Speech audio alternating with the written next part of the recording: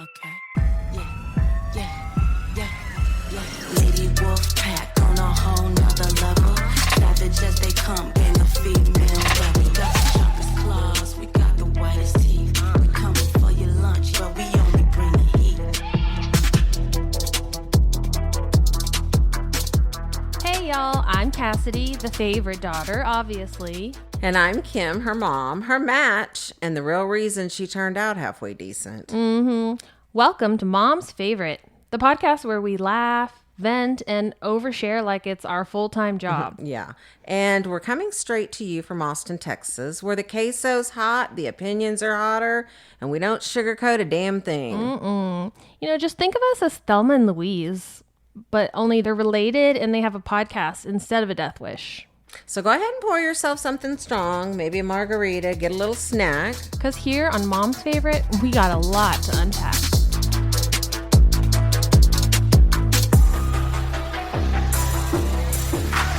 Forward by Sarah Griesimer, PhD, licensed psychologist. Being a psychologist myself did not protect me from the truly devastating experience of seeking mental health support for my daughter. Before she was diagnosed properly with Pandas, 2 psychologists suggested she had autism. One therapist thought she was depressed, and another diagnosed her with generalized anxiety disorder. I've never been so angry and disappointed in my profession. Yet I understood.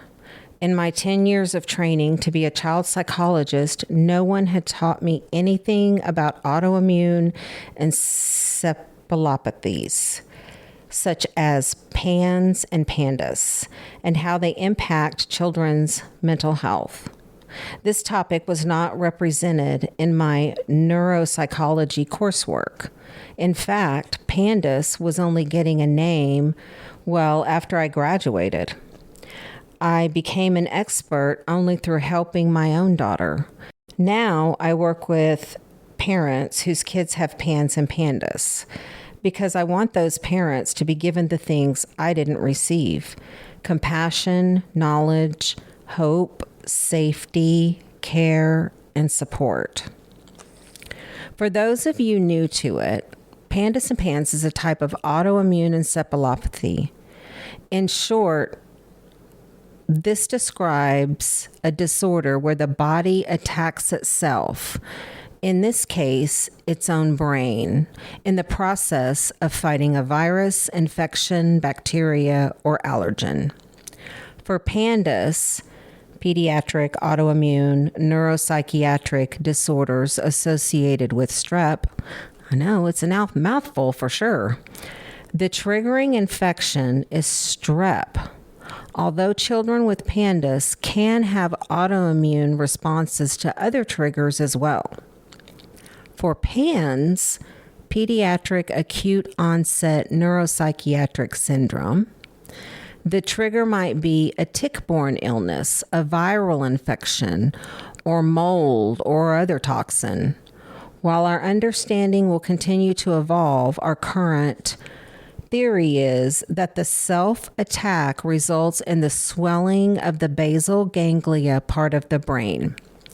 That swelling leads to a wide range of symptoms, including but not limited to obsessive compulsive disorder, tics, generalized anxiety, separation anxiety, school anxiety, depression, attention problems, intense rages, extreme sensory sensitivities, sleep issues, food restrictions, urinary issues, writing and math regression, executive functioning skills, and in extreme cases, hallucinations and psychosis. Not all kids have all symptoms. There is no known cure for PANS and Pandas, though there are treatments that can help manage the effects and encourage the body to heal. Pandas and PANS isolates parents and ruins marriages in a way I have seen few other psychiatric conditions affect families. Children who could leave the house, have play dates, go to school, and follow directions are suddenly incapacitated, rageful, anxiety-ridden, unreasonable, paranoid, and homebound. Stressed couples who used to be on the same page with parenting find themselves arguing about how to handle every new and scary behavior. Therapists give conflicting advice. Don't feed into the child's anxiety, but also don't push them too hard because you'll trigger a rage. Your pediatrician might not believe that Pandas and Pans is real, increasing the isolation and confusion and delaying treatment for the child. Families find themselves lost, alone, and terrified. I'm speaking of families rather than focusing on the child with the Pandas and Pans. This disorder is a systemic issue. Parents, family, extended family, educators, child care, neighbors, and all affected by this disorder. The mom who struggles to send her child to school because doing so results in the child attacking the parent or harming himself needs support and flexibility from teachers and school officials.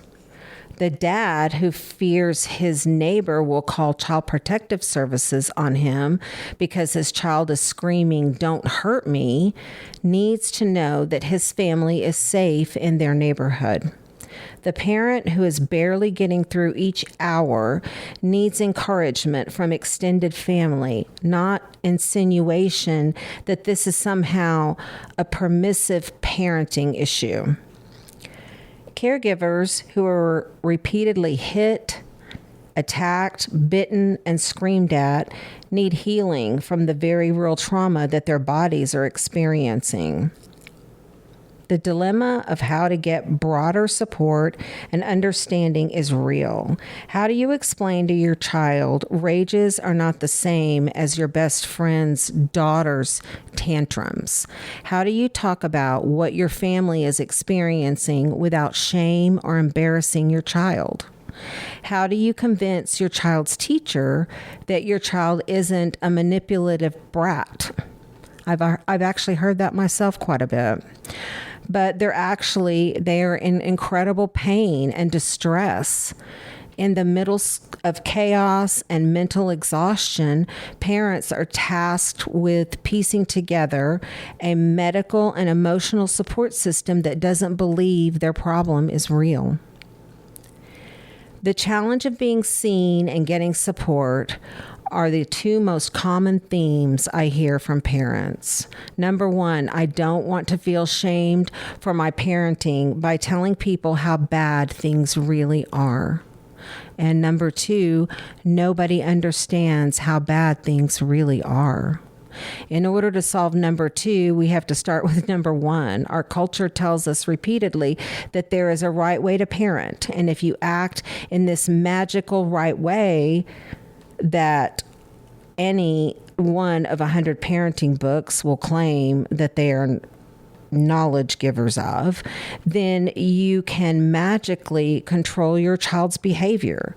This way of thinking makes sharing typical parenting struggles difficult and sharing Pandas Pan struggles downright impossible.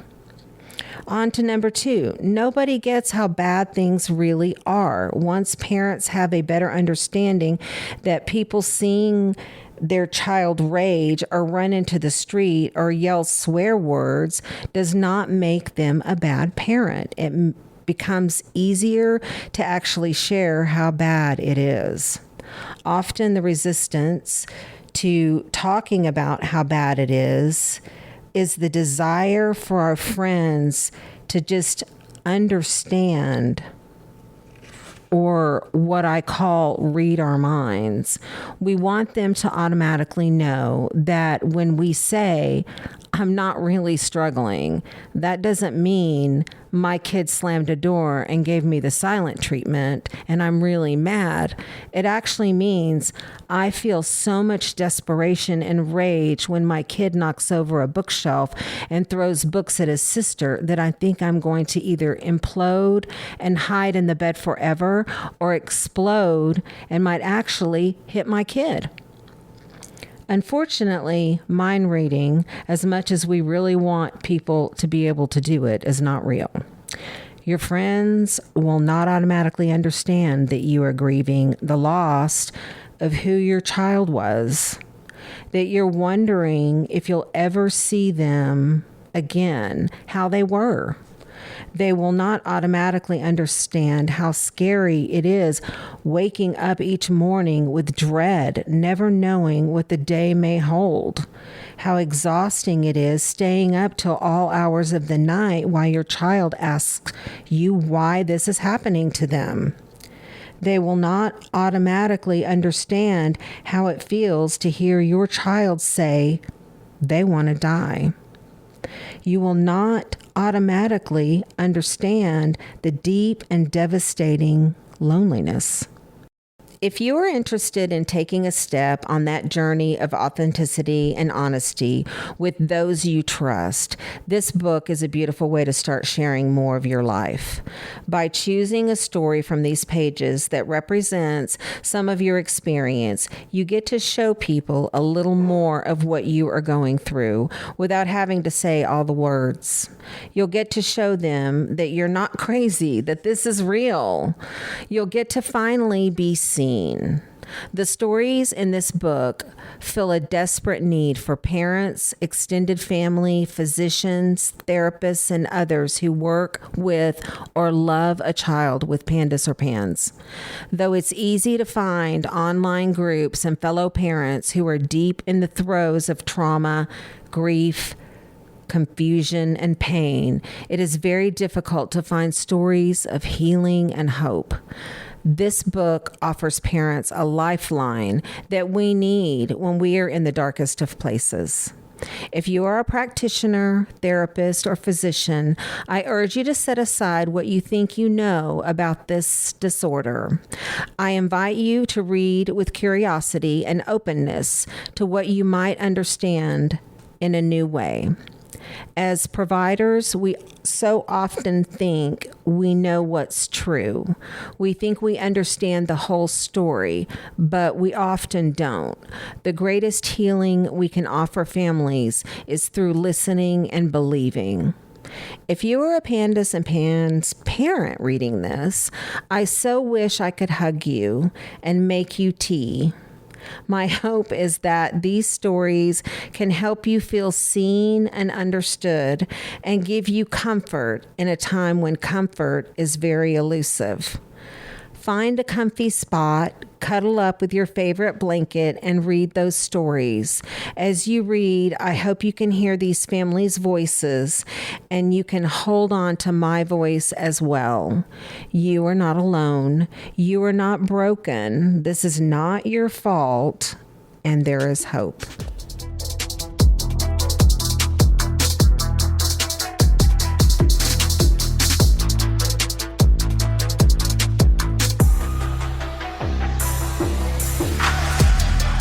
Hey, welcome back, potty people. That's what Cassidy used the last time. Potty people.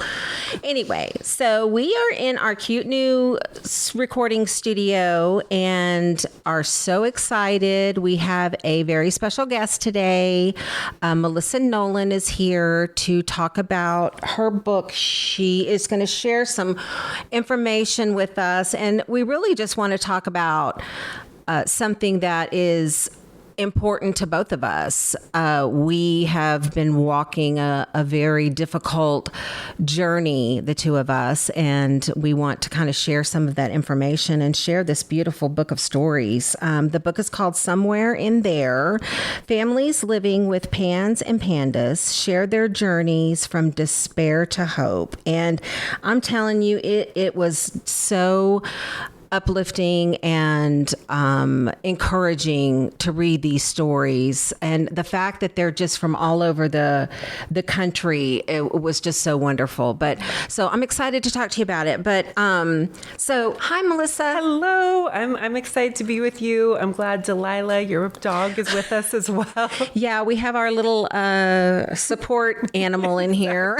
That's why I feel like I'm right at home. Yeah. So if you hear some heavy breathing in the background, it would be Delilah, which y'all are all aware of Delilah. So, but yeah, we're going to talk about the Pandas and Pans and dive into all that stuff in a minute. But first of all, tell me a little bit about you. A little bit about me is I do have a background in journalism, so I do think that helped when I was writing the book. I currently I'm in accounting, which is so different, but maybe that's why we're kindred spirits, because we're both in accounting, right? I did not know that about you. Yes. And accounting is fun too, but I think it helped. I've always loved reading, and I've always loved listening to people's stories. I've liked just interviewing people, and I think it's such an important thing to just listen to people, and all of the families in the book just had so much to say. So it is probably one of the only things I've really done in my life where it felt like it really wasn't work. I've just felt so compelled to do it. Yeah. That's great. I remember when you were, because we originally met on, I think, one of the pages, the Pandas Pans Parents or Pandas Parents, like, I think. Yeah. And I remember when you were putting out the word that you were looking for people to share their stories. And I think I was in the middle of the part that was the despair. We haven't gotten out of that yet, so I wasn't really quite ready to share any kind of hope at that point, because I didn't have any hope. And boy, this book really provides that hope, because you think when you're in the trenches of it, you're never going to get out of it. That's exactly and right. So that good. is really why I wrote it. I mean, there were two main reasons why I felt like I just had to do it. Actually, I would say like the secondary reason, not the primary, but the secondary reason was for other people outside of this world to understand what it's really, really like behind closed doors. Because if you were to just look up on the internet, what is Pandas? What is, PANS? You see these like list of symptoms like OCD. Well, that can mean so many different things. Correct. And it looks so different in every kid. So just seeing a list does not capture the hell, or does not capture what it's actually like in your home when you have a kid who, I mean, there's so many different types of OCD alone, Right. as you know. Oh, yeah. There's religious OCD. There's contamination OCD.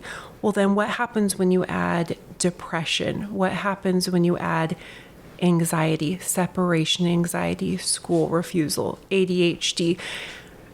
They're words on a page, but somebody's living with this, and they all look different in different kids. So I wanted to paint a picture for teachers or psychologists or other family members who don't understand what it's really like. But the main reason was obviously for families, because as you so well know, when you go on a Facebook page for the first time for Pans or Pandas, you're just in shock, because you are only seeing people in crisis. Mm-hmm. And it feels like, wait a second, is everyone suffering? Are any of these kids getting better? Is there any hope? Are we all doomed? This is horrible. You feel camaraderie. You feel like it's amazing to be in a space where people truly understand what you're going through, but it's also so depressing. Yes. And I just remember when somebody would post about their child doing something they had never done before, succeeding at something, when they shared that their child was able to thrive and that their child was healing, people would be so excited and so happy. And so I just thought, okay, we really need this. We really need stories of hope to know that kids do survive this. They do heal.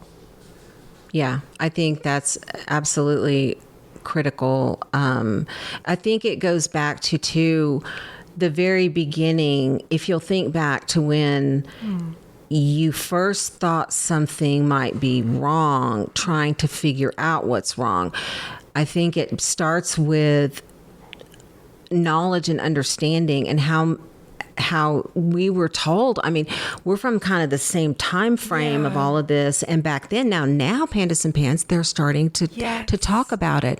But back then when you went in, first of all, they would say they never heard of it. And if they did hear of it, it wasn't a real thing. It's not real. How can you treat and cure and make something better when it's not even being acknowledged? It is truly insane to me. One of the things I mentioned in the book toward the end is that Stanford did this because Stanford has a Pans and Pandas clinic, which is awesome. Yes. And I remember them putting out a study of the caregiver burden on Pans and Pandas parents. And there's sort of this index, and when they looked at the burden for Pans and Pandas parents, it was higher than the burden of taking care of someone with Alzheimer's. Oh. Which doesn't surprise us, but that's a huge burden. But when I thought about that, I thought, you don't talk to someone who takes care of someone with Alzheimer's and hear from them that they had to go convince 5 to 10 doctors that their loved one has Alzheimer's. But that's what you have to do when you're a Pans and Pandas parent. And just how insane that is. And so the burden becomes so much higher. Yeah. And I think because a lot of the symptoms are behavioral, people just want to say, well, it's parenting, or it's just the kid, or it's behavior problems. And I think that was one of our biggest problems, was trying to convince not only, school, whatever, but even some of our own family members and close friends. Hey, and I know they were all sitting back just thinking, that kid just needs a good spanking, or, they're just letting him get away, but they didn't understand. We were letting him because we were trying to keep him alive. Yes. So, I think it's really important. That's what I love about the book, is that people that maybe they have a family member or a good friend or whatever, that they can maybe identify with it a little bit, and maybe you can kind of feel a little bit more like, hey, maybe this really is sort of going on, and maybe I shouldn't. I know. I think so too. And I think parents have told me that they've been able to give it to, like, let's say a grandparent or a teacher, and so that they can maybe one story doesn't resonate, but another story does. Because think about our society and how we are with parenting in general, parenting a totally typical kid. There's sort of a defensiveness that we all have as a parent of always trying to make sure your child is doing the right thing. And when you have any kind of issue, a minor issue, it's challenging as a parent. And then, like you said, you sort of multiply that by 1,000. Mm-hmm. You're already just incredibly stressed trying to figure out everything. You're already questioning yourself as a parent. You're already questioning everything. And so to have somebody else's judgment is incredible. And that's why these parents feel so isolated, right? Because you don't want to share something that sounds insane because it is insane. It's insane. Exactly. That's so true. That's so true because honestly, my close friends did see it. But if you try to explain, for example, I did read in here, one of the families did mention about the going to school thing. And that's a huge Pandas thing is the school refusal. And I think for us, that was basically the anxiety of, I just cannot do this. I can't, my anxiety level is so high right now. I can't manage being around people and I can't manage being in this place. But, I can remember days where we would spend maybe 2 hours just trying to get him in the car to go to school.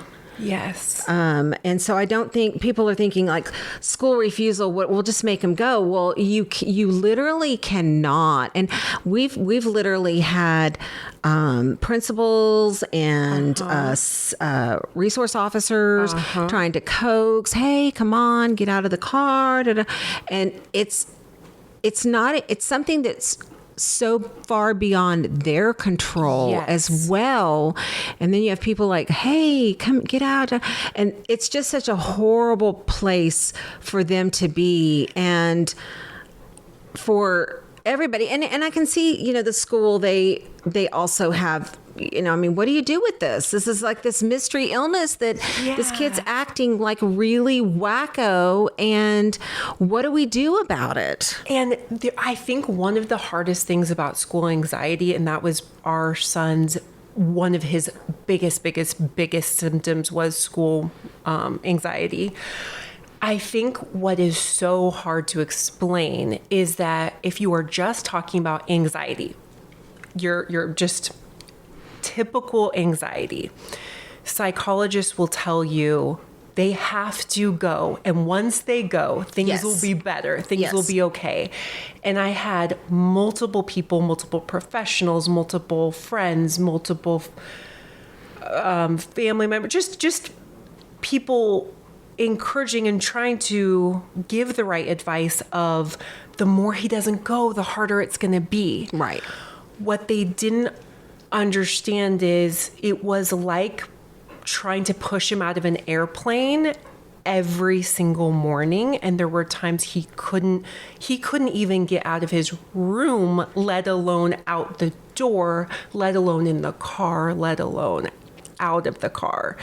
And the dread we would all have every single morning, knowing, I can't believe we have to do this again. Yeah. And he would sort of want to go. That's what's so hard to understand as well, is that parts of him would want to. He wanted to be typical. These kids, underneath all of the brain inflammation, are typical normal kids who want to hang out with their friends, who want to be well liked, who want to succeed at school, because that's who they are underneath a ton of brain inflammation. Yeah. And so they can't even explain it, and they have such shame around it and such they can't explain what's going on in their brains. We can't explain it for them, but we see it and we see how much they're suffering. Right. So just real quick, kind of describe, because I don't think most people don't really understand what this looks like. Mm-hmm. So when you first knew this is because your son is typically developing. Yeah. It's not like he has autism. No. So he's having these behaviors. He was just going along, chugging along. Everything's fine. And then what? Okay. So in the 3rd grade, school starts mid-August. So I remember first day of school, and I remember him running up the stairs to his 3rd grade class. So that's mid-August. He was fine. All was well. And then I would say fast forward maybe a month, and the first symptoms we saw were out of nowhere. I just remember us telling him to go take a bath. And his reaction was so insane. so over the top. It was just so abnormal, and it was just bizarre. He just could not take a bath. And he would tell us, I can't get in the bath. And it's like, wait, what? Like, you've taken a million baths in your life. And then I remember us finally getting him in the bath, and then him saying, school is the worst place in the world. I will never go to school again. And it was like, what? Wow. So of course you think something awful is going on at school. Right. But he was always the kid who would tell us when things were going on. He would always share things, complaints or stories. And I just remember thinking, it didn't seem like anything was happening at school. He couldn't say why school was horrible. But of course I kept it in the back of my mind that, okay, something might be going on at school. But then all of a sudden it was like, he never had typical OCD. And I think that was really confusing as we went on the next several months. It was always confusing to me because when later, and I'm fast forwarding, but later when I would start looking at Pandas, I kept going, but he doesn't have OCD. And then I realized that very early on, weird things would happen, such as he would suddenly at 11 p.m. decide he needed his room completely rearranged. He would talk about hating things in his room, and he'd always loved his room. He would suddenly demand that we move furniture. So the type of OCD he had, it was like he would get something in his mind that had to happen. And if it didn't happen, all hell would break loose. Right. And if you see that in another kid, or if you would describe that to somebody, oh, he wants to change his room. He wants to change, he wants new furniture and he's demanding it and he can't move on until he gets new furniture. You'd be like, well, that sounds kind of bratty. So the type of OCD he had was getting something in his head that he wanted or that he thought was going to happen. And if it didn't happen, he could not move on. Right. So yeah, we saw those symptoms. All of a sudden he couldn't brush his teeth and we couldn't understand what are you talking about? Like, you've been doing that since you were 5. Right. So once you kind of thought, hey, something's going on, what did you do first? You went to your pediatrician, probably. We went to our pediatrician, who I'd always loved, and I explained all the things that were going on. And she said, because I had actually, I feel like I'm one of the few people who come into this, I had heard of Pandas. And I remember also around this time, he had strep. And I remember reading about Pandas and being like, oh my God, I hope he doesn't get that. That sounds terrible. And so when all of this was happening, I thought, wait a second, like, could this possibly be it? So I talked to her and she said, I believe in a very small subset of kids that Pandas exists. I don't think that's going on. That's what's going on with him. I think he has anxiety. But why don't I send you to a neurologist? So we went to a neurologist. At this point, I mean, it was so difficult just to get to any appointment with him. I mean, yes, very early on, it was hard. Symptoms were stacking up. Yeah. And so I just remember taking him to a neurologist, and the neurologist said basically the exact same thing that the pediatrician said. I believe this exists in a very small subset of kids. I don't think that's what's going on with your son. I think it's anxiety. We have kind of 2 options. You can start with magnesium, like a vitamin, or we can put him on Prozac. And he was 9. And I was just in shock that, hang on, we have a kid who was typical a month ago. He now can't go to school. Can't brush his teeth, doesn't want to do the things he used to do, can't put on his baseball uniform, wants to quit baseball, has already quit basketball. We can't get him in the car to go to school. He's having sleep issues, and you want to cover this up with a very strong medication that has side effects. Yeah. So we didn't do that. We tried the magnesium. That didn't do anything either. Yeah.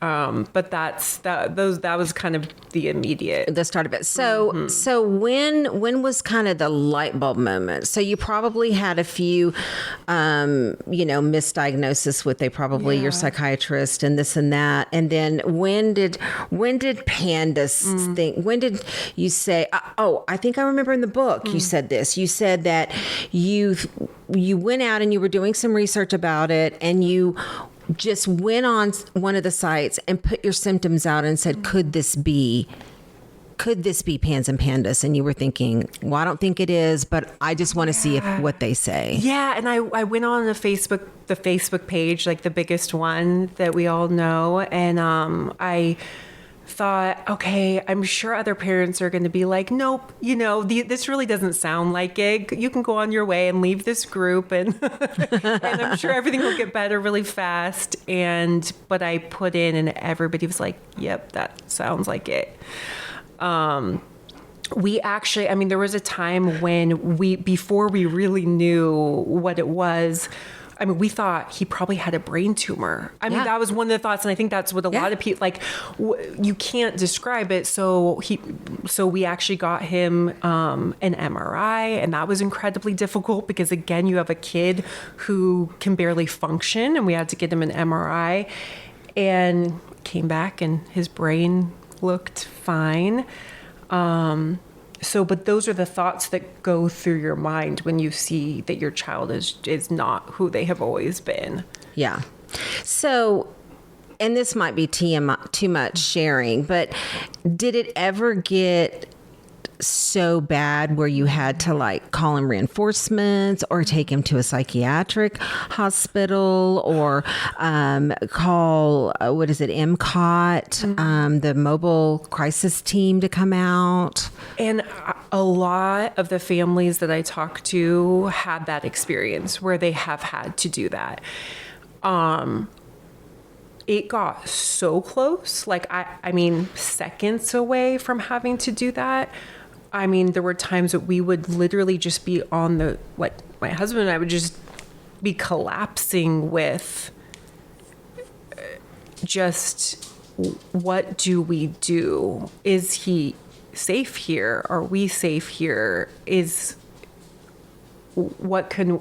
How can we even survive this every day? Yeah. And you had another child too. Yeah. So then that places you in the horrible situation, as I'm reading all those stories on that site too, of parents that have multiple kids, and you love your child and you're trying to help them, and you're just broken trying to help them, yet you also have this other baby or other babies that are not safe with this child. And so it is heart-wrenching, and there is really no place to go.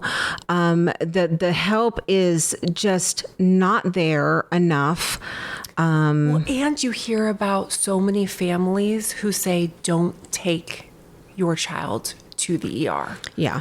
That's a horrible thing that is almost common knowledge or common advice in this Pans and Pandas world is you won't get help there. In what other realm do we tell a parent, do not take your child to the ER? But that is, and I know you know that too, it's because oftentimes you're going there to help your child calm down or be in a safe space. And often at times it makes them more upset or agitated when, first of all, they're not going to, unfortunately, probably be seen by people who understand it. Right.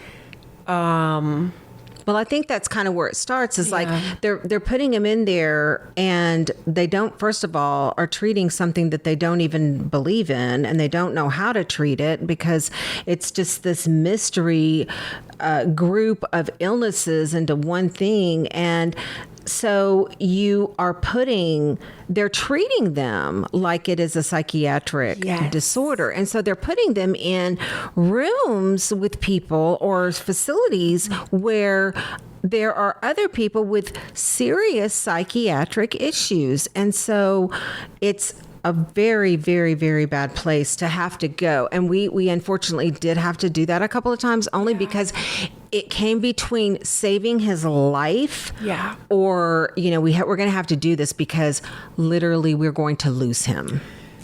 100%. And I remember I have a good friend whose son was getting violent with Pans, and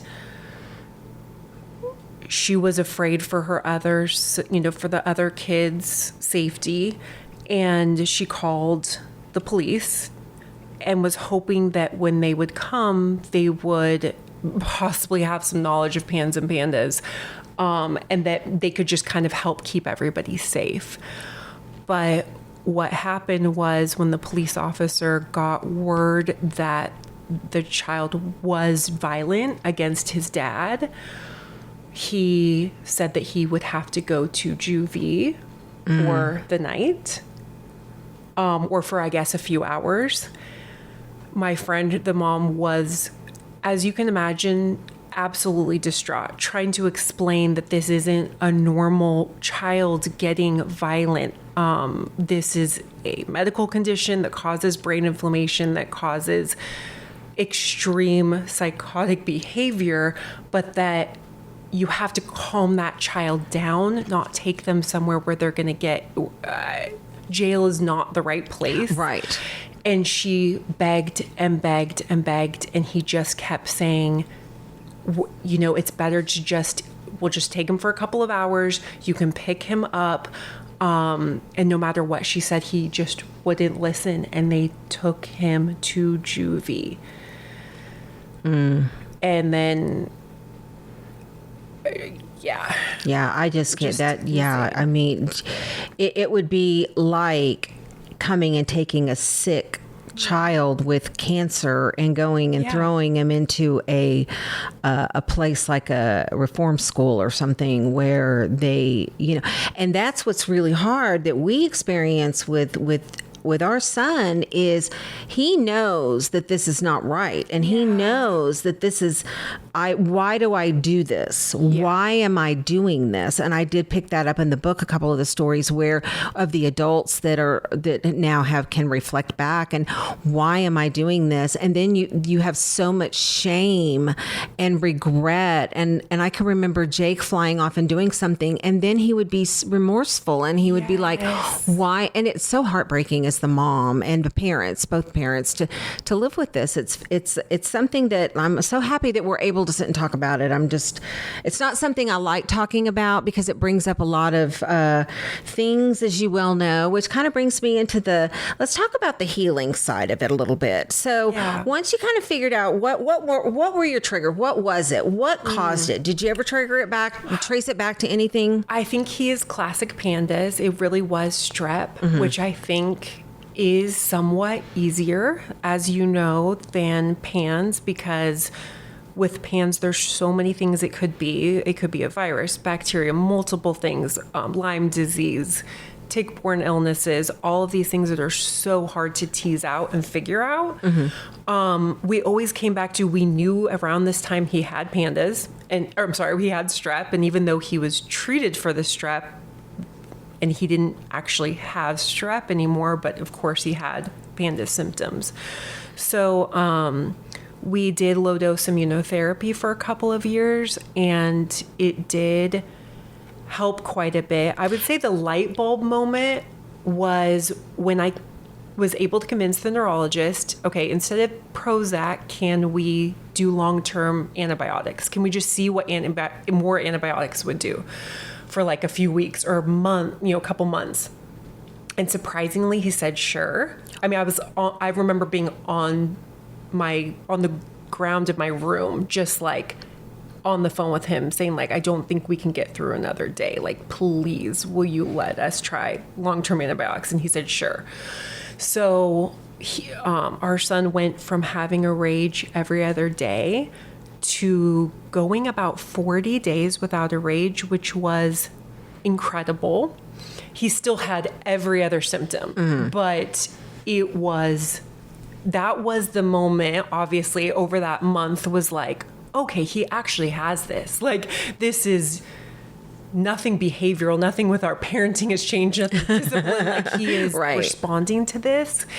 And then what was the most wild thing was that my daughter, who was 6 at the time, my daughter and I both got strep, and all of his symptoms came back even though he was on antibiotics. And I don't even get how that works. I know. It's just the weirdest thing. What? So like he started raging again, even though he was still on antibiotics. Yes. That is so crazy.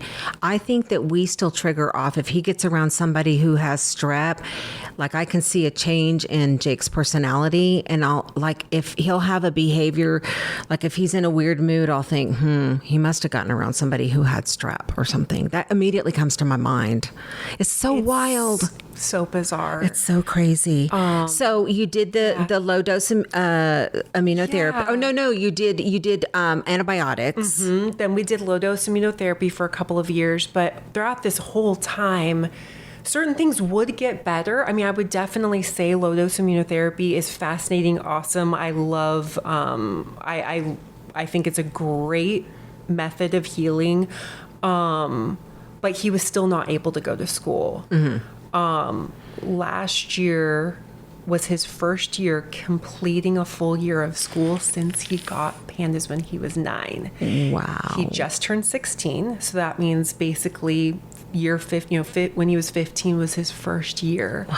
So That's so incredible. It is. So after, we just felt like we weren't seeing the healing that we wanted to from low dose immunotherapy. And I feel like all I did was read Facebook posts about what was actually helping kids. And over and over and over again, the families I saw who were having the most success seemed to be the ones doing homeopathy. And so we went that route, and I can truly say that is what healed him. Wow. That honestly, that's it, almost verbatim. That's exactly kind of what we did too. We didn't do the low dose immunotherapy. I wish we did, but we did do one round of IVIG. But we did once we got, I'd say we got like what I would consider maybe about 70 or 80% better, meaning that we could get through days, we could do this, but there was always this underlying, like anything could set him off still there. There was still OCD was still pretty high, and he was still going back and forth between he'd have like a few good days and then a bad day. And so it was just didn't seem consistent enough. And so we also did the homeopathy. And I want to say that we had the most, really the most healing through homeopathy. It's such an incredible treatment. And I think it can be challenging to understand because especially for people, I don't know, from like me, like I just don't believe stuff. And so it's like, it's like, what are you saying? This is, you're going to eat this and this. And I'm like, I just don't buy it. And if it's so, why isn't everybody doing it? Yeah. And I think one of the challenges I run into with people, not wanting to try homeopathy, is the idea that you have this disorder that is it's like this beast, and you want to choose something just as beastly to kill it and to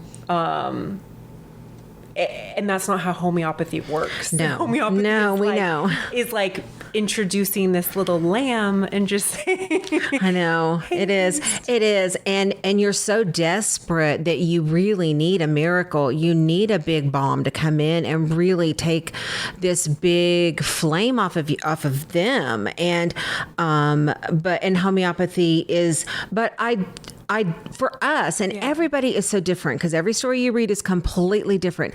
I do remember for us, we did pretty quickly. I did see some improvement, which actually was good because it gave me buy-in. Because I thought, oh, this isn't just another thing to try, and I'm not buying that these little pellets do anything. And the fact that I actually could see improvement really kept me in it. Otherwise, I would have been like, if I had to wait 6, 8, 9 months or whatever for that, I would never have stayed in that long. Do you remember like a little moment where it was like he was able to do something he couldn't normally do, or just that he seemed happier, or? Yeah, it was. I know that you know this. There's something dark that comes over their eyes where they look vacant, and they get, their eyes do tend to get very dilated, and they look not like that sweet, lovable baby that you gave birth to.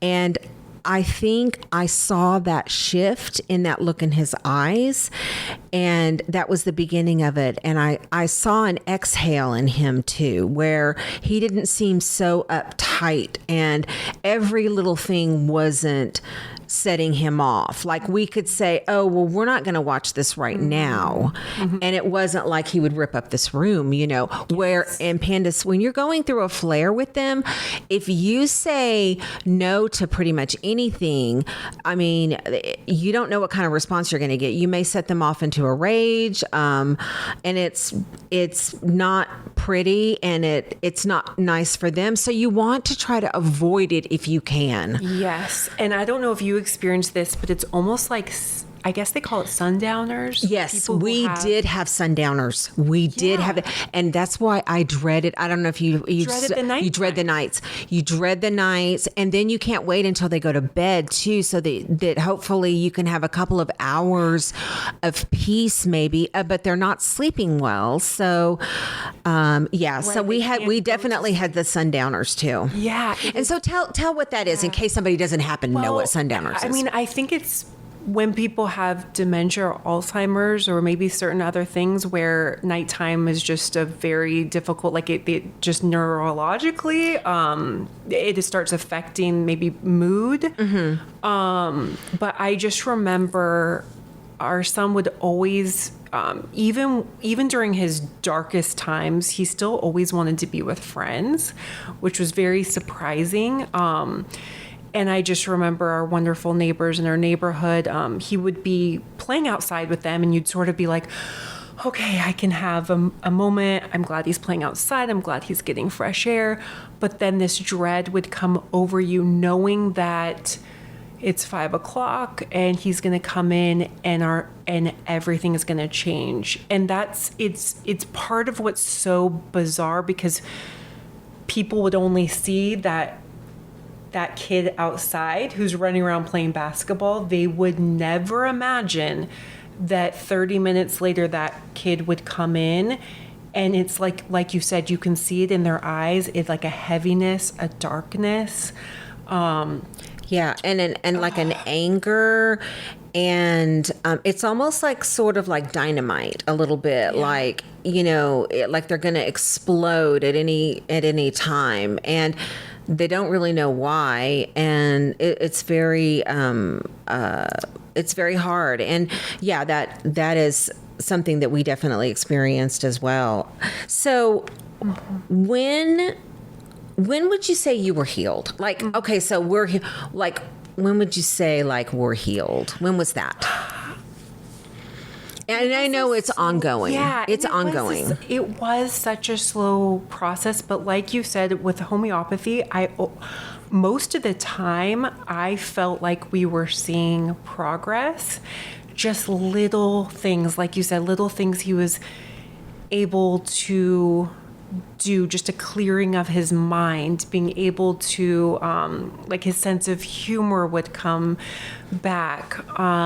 He wouldn't constantly have to have doors closed, or he would be, he would talk about wanting to go back to school. And sometimes when he was able to go to school, that was the most wild thing, is that when he was able to, he would just walk out the door and go to school.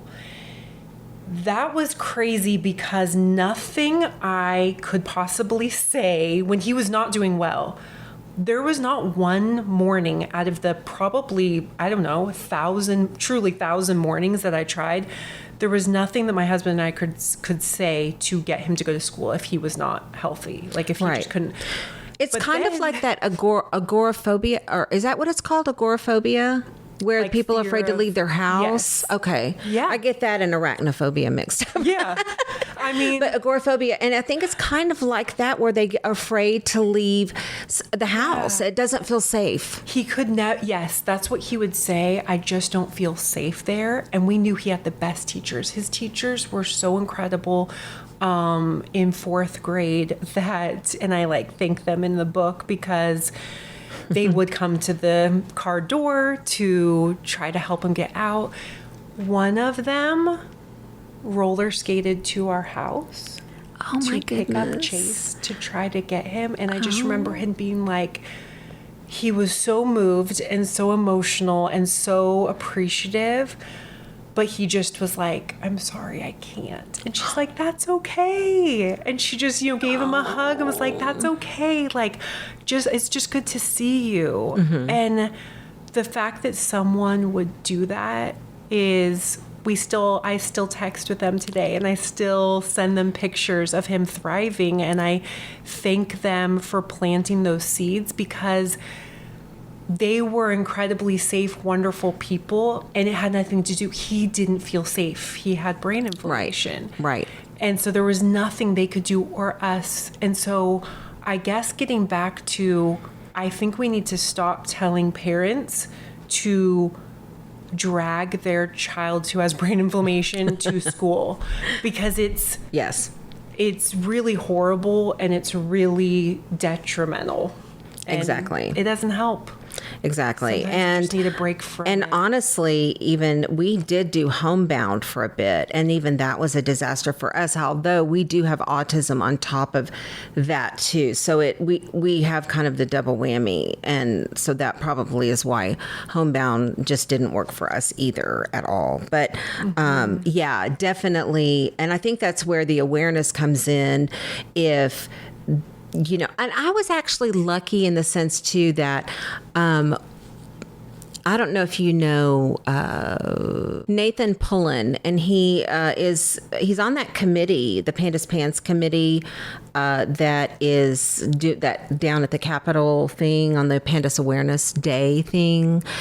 He's on that committee, and he was actually worked for AISD. He was like an autism a behavior specialist, and he would come to my ARD meetings, and he got it, and he believed me. And not a whole lot of people there did. I think they thought I was a neurotic, crazy, because although I try to really maintain my composure and understanding that we're all on the same page, and I'm not a mean person. I'm just trying to help my kid here. That's all. That's it. But there was a couple of times that I did kind of just like, you just get to a point where you're the lady on terms of endearment. Give the kid a shot. Help my kid. I just want help. Yeah. I remember during some ARD meetings, a teacher, when our son first was having symptoms, that teacher said, I don't know, I see a typical kid. When he's here, he looks typical. It does look like he has possibly some ADHD, or I don't know if she specifically said that, but she was describing what looks like ADHD. But it was sort of like, he's totally fine. He just needs to be here, Yeah. And it's like, if it was only that easy. And then I remember months later, I asked the principal who was in those ARD meetings, I asked her, could I come and just present what Pans and Pandas is to teachers? And she was like, your son is really the first kid we've experienced this with. And I was thinking, no, that's not true. Like, that's not even close to true. But is you it? just don't know. Yeah. Like, let me just tell you that there have been how many kids who have gone through this. I think she had been a principal since the 90s or early 2000s. And there have probably been many, but they were told they have just quote unquote ADHD and maybe some OCD and maybe some anxiety, but so that was just incredibly frustrating because, man, she wasn't even interested in me trying to educate or just share. And I mean, gosh, if anybody offered to do something like that, no matter what it is, as long as it's on the up and up, I'm surprised that they wouldn't embrace that. But I'm actually not surprised, but they probably are looking at some sort of legality of the whole thing. But I'm so happy that you are post all of this and that. So what's it like now? What's life like now? Is it just normal life? Yes, and it is the most amazing when I tell you that multiple times a day, I thank God. Oh, I would not have. I know that not every Pans or Pandas parent has a religious faith, but it was truly one of the only things that helped me survive. And I just thank God every day for just the healing, the lessons. I am not the same person. I think Pans and Pandas takes all of your existing weaknesses and expands them and pushes you to levels you've never imagined you would ever get to as a person, as a parent. And but I feel like in those moments when I would just pray to God for his help, always there would be some glimmer of hope. Yes. Within minutes or things that were unexplainable, where things were as horrible as they could possibly get. And then I would just pray and pray, and either the four of us, our family would come together after something just terrible had just happened in our household, and we would get together and hug each other.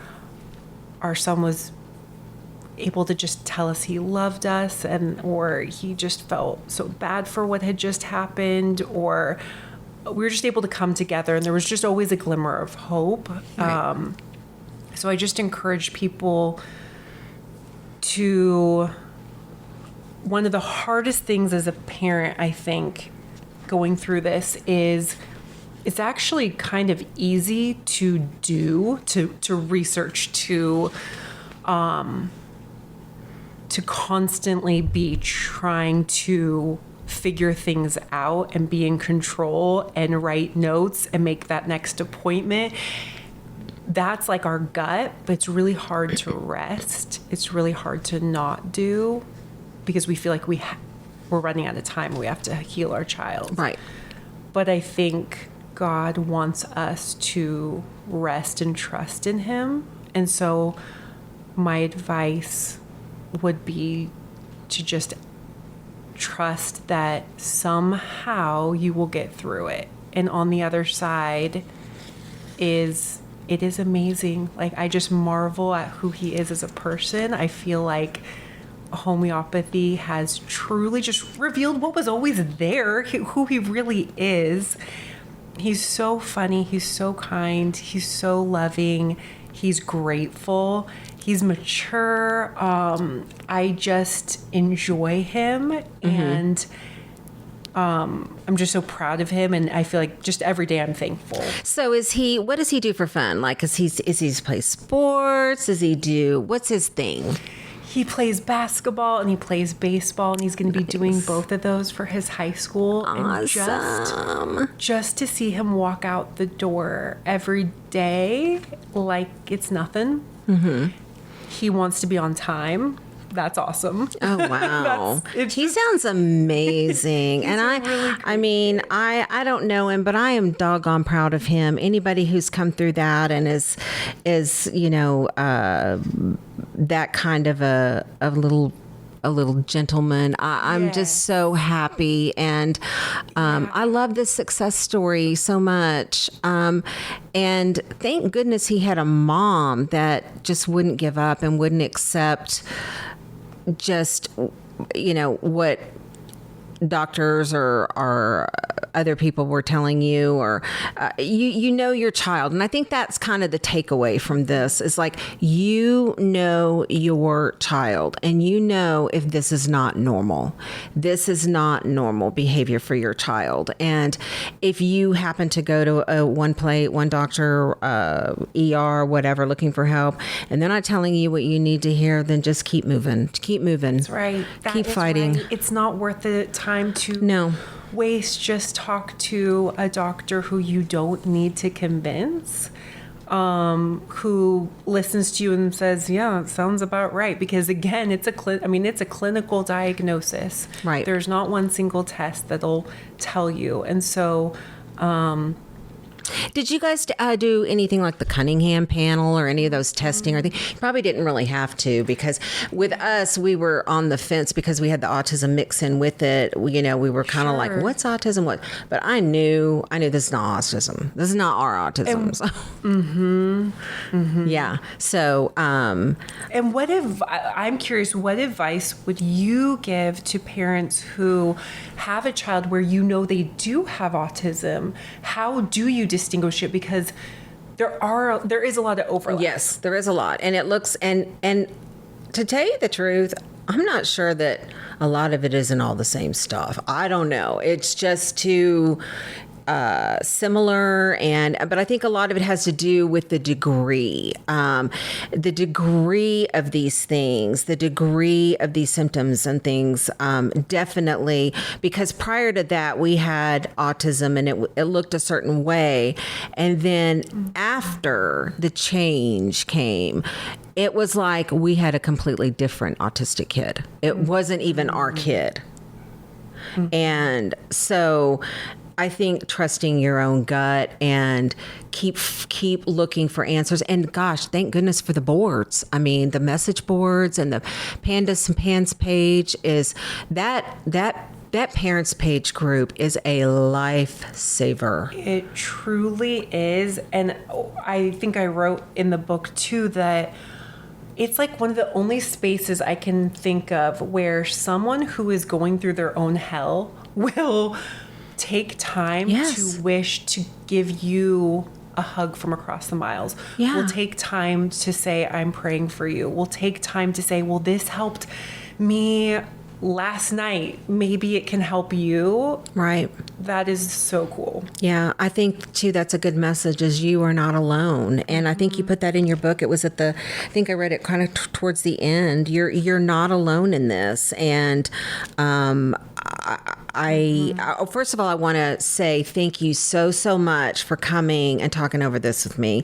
I don't know if you're going to go. I am thinking about going down to the Capitol. I hate going down to the Capitol for stuff, but I want to go again because I've only gone once, and you and I were actually the ones to we walked around together to the different offices. To go to the different those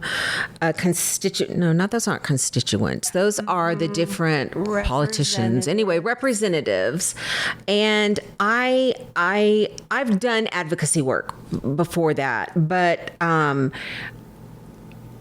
the more we do it, the more the words get out. The more we say it, the more, and it's working because I'm talking to people now, and people know about Pandas and Pans. Yes. People are talking about it. It is still wild to me that there are only 15 states that have some sort of, or require some sort of insurance coverage for Pans and Pandas. Yeah. 15.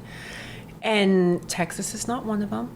Yeah. And so going back to the very beginning of when we were talking about caregiver burden, it's so expensive. As you know, IVIG could be $10,000 a pop. Yeah, or more. We paid $16,000. Well, we had a big kid too by then. He was almost, he was 16 or 17, and it's by weight. And of course, he's 6 foot tall, and so it was $16,000. Luckily, we did an appeal, and they did reimburse us for that, and we were able to get paid for that. Amazing. But there are people so desperate that they are mortgaging their homes and selling their valuables and downsizing, moving in with family members because they cannot afford treatments, and that just got to stop. Because some families need IVIG once a month, Right. Which is, so multiply that amount, multiple times. Right. I'm sure you've read, I feel like I've read on the Facebook page of, like you said, people truly living out of their cars,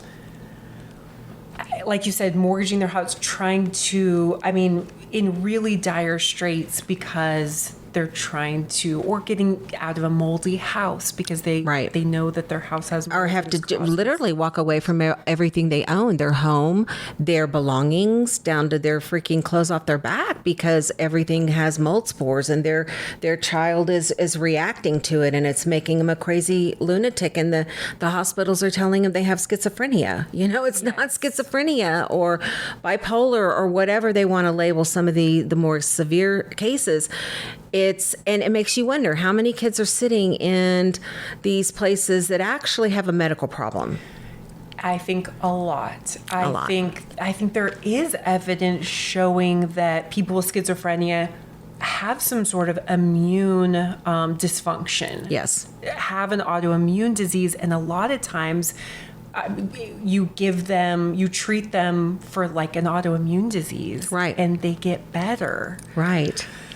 Yeah. So my hope is that that's where things, that in 20 years that we really expand our knowledge of that there's a lot of things that probably can point to immune dysfunction. Yes, for sure. Instead of just, you have a quote chemical imbalance causing, or whatever, these really nebulous, confusing things that really don't point to just because it looks like OCD doesn't mean it's OCD. Mm-hmm. Just because it looks like Tourette's syndrome doesn't mean it's Tourette's syndrome. Yes. Just because it looks like one thing, autism, it doesn't mean it's autism. And a lot of people walking around with an autism diagnosis may not even have autism. Maybe they have brain inflammation, and with antibiotics or IVIG or whatever, or maybe a dietary change, I'm not sure. Their whole life would be different. So thank you so much for spreading the word with me, Melissa. I just adore you. You are just a living doll. You're not only are you a great advocate, and you're smart and brilliant, and you put out this great book, but you're beautiful, and your family's beautiful. We didn't even talk about your husband, but your husband obviously has been a big support through this too, and you guys hopefully came through. And yes, we truly did. We truly did. And he's the best. And hopefully come and join us. We are going to be down at the Capitol. Well, I'm going to try to be down there, but I'm going to be down there on Thursday. With you? Oh, yay! October 9th. It's Pandas Pans Awareness Day, and it's from 9 to 1. So try to get down there. I'd say get down there before 9, and kind of meet up. We'll put the links on our page and all the information. So if anybody wants to come down and just see what it's about, or if anybody's out there and thinks that they have a friend, a family member, their own kid, who any of this sounds familiar, rings a bell, feel free to reach out to me. We have our info on our site too. So, I'm an open book, and I if I can help anybody going through, and I know Melissa, she's that way too. So we're out here. All proceeds from the book go to Pans and Pandas charities. So I know I love that so much too. I love that, and so yeah, and check out this book. It's such a good book. It's such a feel good book. I feel good. Thank you so much for having me. Thank you. Okay. Bye-bye. Over and out.